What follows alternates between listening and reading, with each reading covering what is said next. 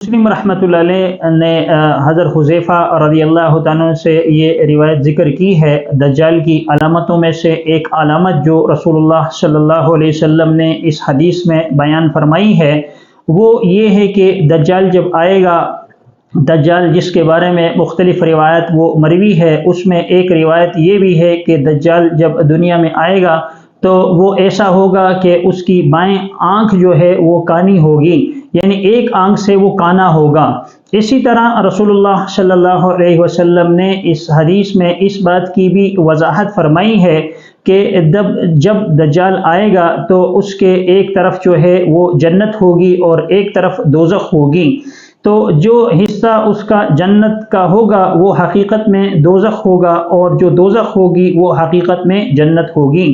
यानी वो ऐसा मक्र व फ़रेब फैलाएगा और इसी तरह जादूगर होगा।